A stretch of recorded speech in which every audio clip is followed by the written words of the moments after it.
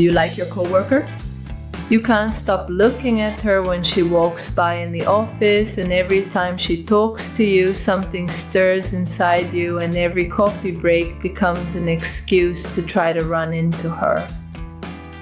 The thing is, you're at the office and there are unwritten rules there, watchful eyes, and the risk that if you make a mistake, you could lose everything, your reputation, your relationship with colleagues, and in some cases, even your job. So how do you do it? Should you go for it? Should you wait? Should you pretend you're not interested? That doesn't make sense because it would be torture. So in this video, I'll explain how to handle things thoughtfully, with style, and above all, with the kind of presence that truly makes a difference, without ridiculous strategies and without pretending to be someone you're not. If you don't know me, let me introduce myself. I'm Daniela Coin, a professional educator and Jungian coach specializing in personal growth and men's relationships. So I help men feel better about themselves and as a result, have more beautiful and healthier relationships with women. The first thing to do is to recognize the environment we're in, because the workplace is not a bar and it's not a chat room either. It's a space governed by both formal and informal codes. So it's a place where, first and foremost, people go to earn a living. And almost always, in this sense, they want to be as calm and at ease as possible, because they spend a third of their day in that place, so they definitely don't want to be bothered. So let's start from this premise. You don't want to go from being a regular colleague who might currently be well-liked to someone who is perhaps overbearing or even worse, annoying, causing her discomfort and problems. So before deciding whether or not to make a move on this colleague you like, you need to ask yourself some questions and do some thinking. The very first question to consider is whether she is single or in a relationship, because quite often we actually know very little about our colleagues' love lives, and she might perhaps be dating someone, married, separated, or even worse. Much worse, she might unfortunately be in love with someone who sadly isn't you. So your attention might even annoy her and actually make a situation worse that might currently be perfectly fine. However, the fact that she might be married or in a relationship does not necessarily mean she isn't interested in your attention, since people often find themselves in relationships that have been stagnant for many years and, especially at work, look for special feelings that unfortunately they no longer find at home. They might not have the courage to end the relationship because they still have some emotional or practical reasons to keep it going. So, the second question you need to ask yourself is this. Does this woman show an explicit or implicit but still understandable interest in me? What kind of interest do you show? What does he do? Does she flirt? Is she blatantly hitting on me? Does she make little hints or simply seek me out? Or maybe she's just being nice, I don't know, like bringing me coffee? Is she someone who smiles at me? Because you need to be careful. Some women don't act this way because they're truly or seriously interested or emotionally, sentimentally, or sexually involved, but simply behave like this either out of kindness or maybe because they need something. But they don't want a relationship, they don't want you to make a move, they just want a bit of attention, maybe some favors in certain cases, or simply a bit of fun. A break from the daily routine. They want a little more excitement. This needs to be taken into account. So the third question you need to ask yourself is this woman free to respond, to reciprocate my interest without feeling uncomfortable or under pressure? In this case, we need to make a legal note. There is no law that forbids relationships between colleagues, but the Civil Code and the Workers' Statute protect the dignity of the worker.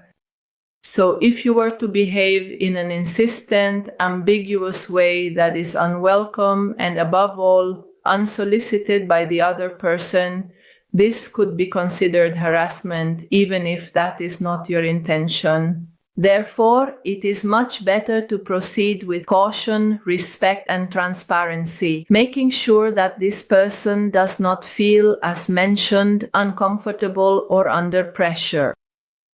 The fourth question to ask yourself as a preliminary step is, am I really interested in this person or not? What am I projecting onto this woman? Because most of the time, the excitement of infatuation can make you rush things and even make you believe things that aren't actually as you think they are. In other words, often you're not falling in love with a real person, but with the image you've built of her. That image is a mix of what you're missing, what you desire, what she might represent for you at that moment. Maybe a break, a distraction, an escape, a symbol of sweetness or beauty in your daily life that might be dull in a stagnant relationship or in a lack of human and sexual connections that you've been experiencing for too long. In practical terms, what does this mean? It means that you are projecting a part of yourself onto her, a part of your unconscious that you're not aware of. So she isn't someone you like because you truly love her or are genuinely involved with her, but simply the one you've chosen because she awakens something within you that you haven't yet integrated or aren't acknowledging or don't want to see.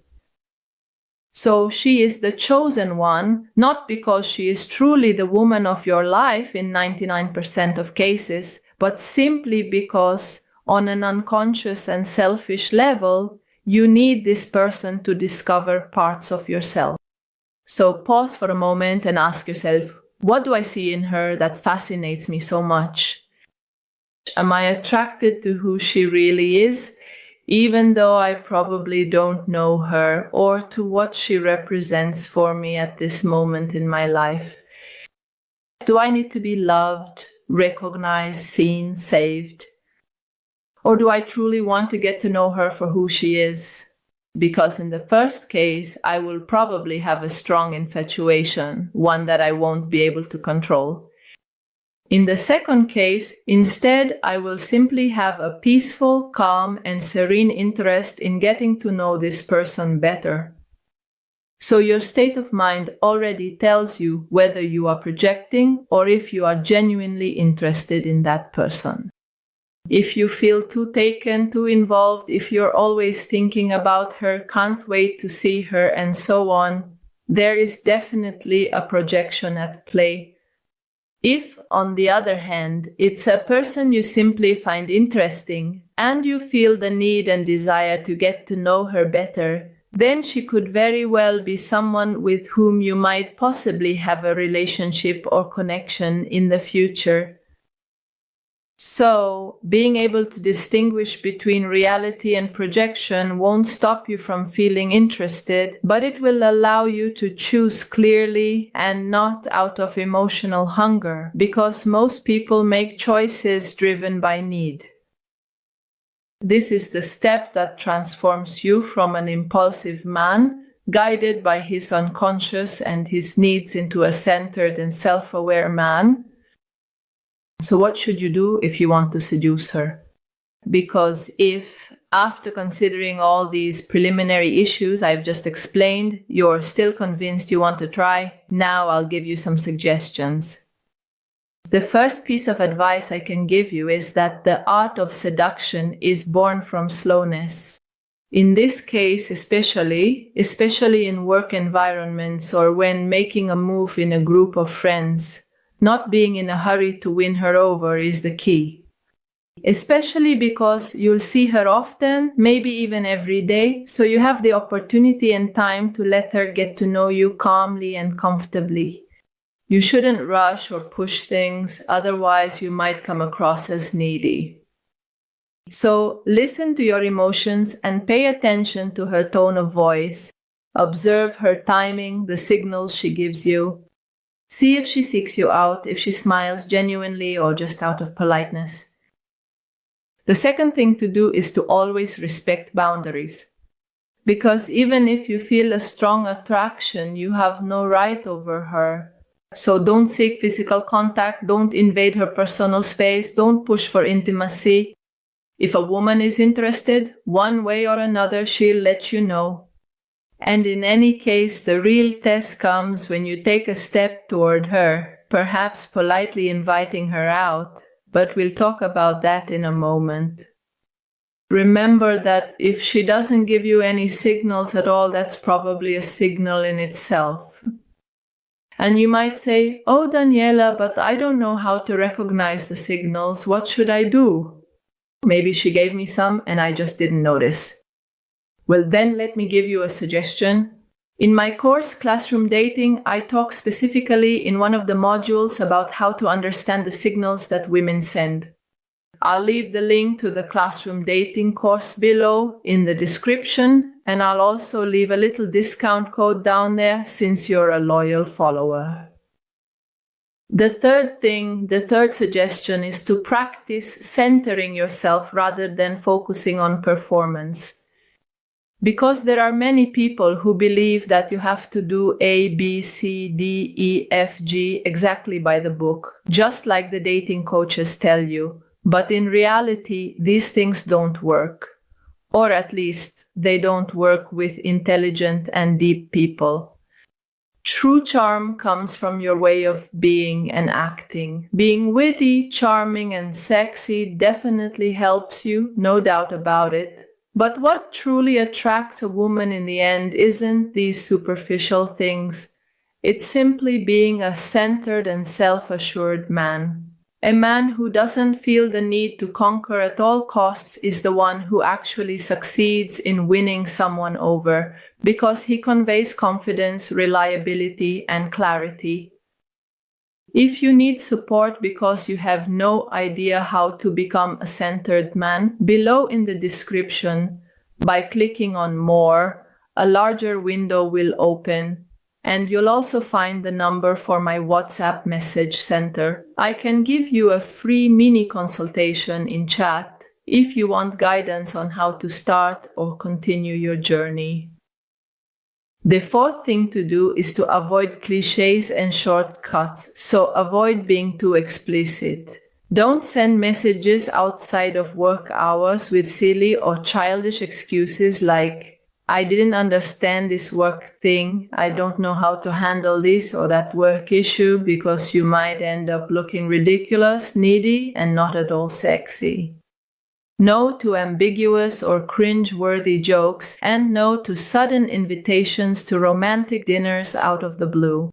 Because if she isn't clear about the situation, you could actually make things worse. So also avoid offering strategic help at the office just to get on her good side, trying at all costs to help her with something to make her feel supported. These would just be manipulations, and these approaches, even if they might seem clever, actually only convey your need to please her at all costs, your need to seduce. And they work only and exclusively with needy women of little value. It's not that they don't work at all, but they only work with women who are fragile and become attached to you because you give them practical or material things. Instead, if you want to be appreciated for your real value, you shouldn't use these shortcut strategies. Moreover, in this case, you wouldn't be the first or the last to get a yes for dinner or a drink, only to then hear, "But I thought it was just as friends." So, a yes to going out doesn't necessarily mean she's interested. It's important to make this clear. So what should we do? 5. Be clear when the time comes. So if you sense that the interest is mutual, or even if she hasn't given you any signals, but you still want to get it off your chest and tell her, you need to be clear.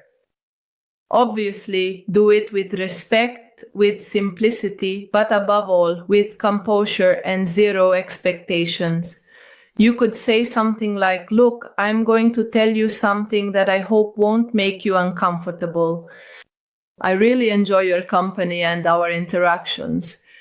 I don't want to force anything, but I would really like to get to know you outside of work as well, if that's something you want to." Being honest, direct, and respectful is the most manly attitude you can have. If you choose to express your interest without fear, this will at the very least be appreciated. It won't necessarily be reciprocated, but at the very least you will be respected as a person because you behaved politely and respectfully. And remember, be sure to accept whatever answer she gives you. Being able to stand tall even when you get a no is a sign of inner strength. Earlier I told you to do it with zero expectations. If you go in with zero expectations, whatever answer you receive will still be something you can use to your advantage. Because even if you get a no, you'll still have the feeling and the certainty of having an answer, of being in a situation that is at least clear and defined. If she's not interested, thank her for her honesty. Maybe she saved you from a forced relationship or kept you from wasting your time, allowing you to remain whole and available for someone else who will truly appreciate you. But be careful. She might also stay vague and say things like, "I don't know, yes, we can go out, we'll see, maybe we could go out sometime," but never give a definition.